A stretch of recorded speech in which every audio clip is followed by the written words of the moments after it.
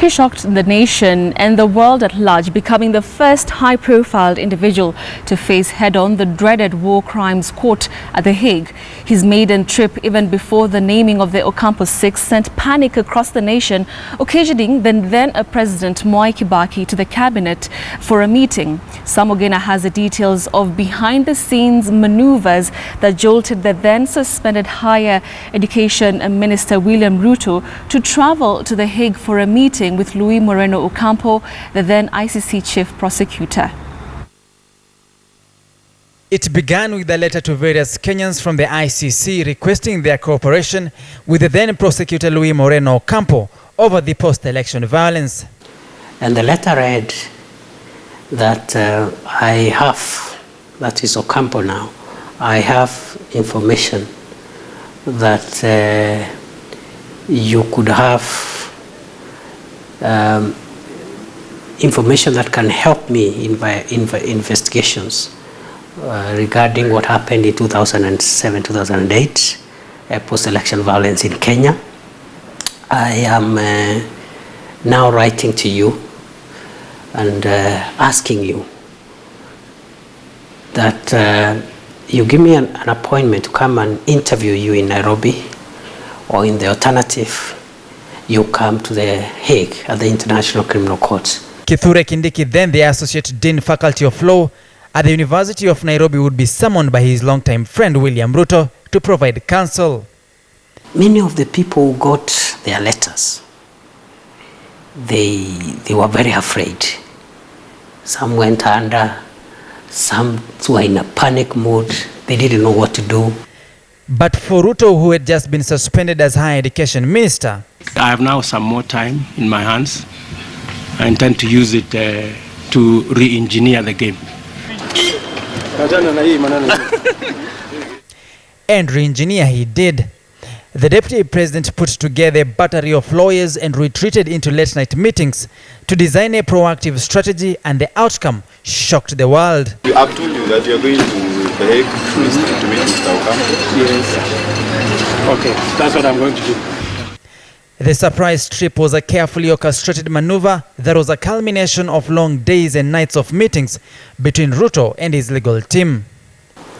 So I remember I left 2 days before he left, but we had agreed and we had talked, we had told him not to share this information with anybody. So the press, and nobody had an idea. Myself and my co-counsel Kato Kigen went like 2 days before, just to make sure that certain disclosures are made to us so that we are not ambushed, including a warrant of arrest.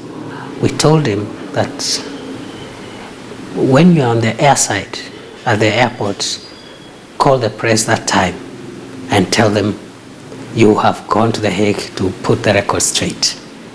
And I think it worked so well. This is one thing I've been involved in that never leaked out.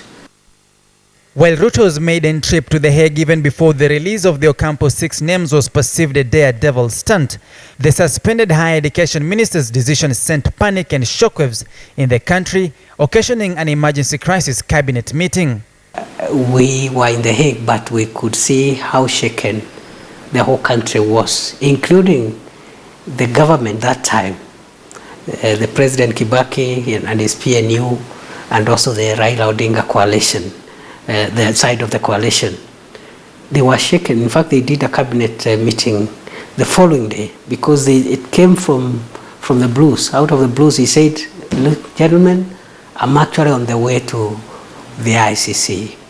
And it was quite intriguing. It caught very many people by surprise. Some of them were calling him to tell him to come back. When he's at the airport, they are telling him, please come back, please come back. At The Hague, the Ruto team would be thrown off guard by the voluminous pages of material said to be evidence against the then suspended minister. Upon citing the documents, Ruto's legal team will go into shock and panic. When they gave us the disclosed evidence just before the confirmation hearings, they brought us 27,000 pages of material, and we were very shocked. It came in cartons, and we were very traumatized, but for a very short period. We locked ourselves somewhere in one of the resorts, and for about 6 days, a team of 10 lawyers, we went through document by document, page by page. Having come in contact with the then dreaded prosecutor face to face and with all the allegations spelled out to them, Kindiki is quite succinct. The threshold at the world's war crimes court is quite low for criminal culpability. For us, that is when we discovered that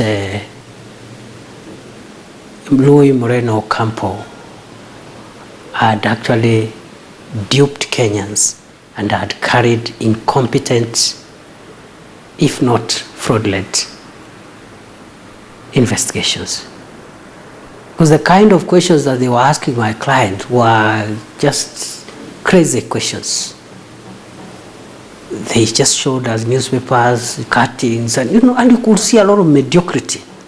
You could see people on a fishing expedition.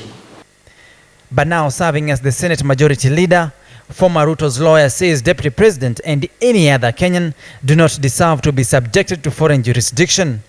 That homegrown problems require homegrown solutions with relevant institutions strengthened. Samogina, KTN.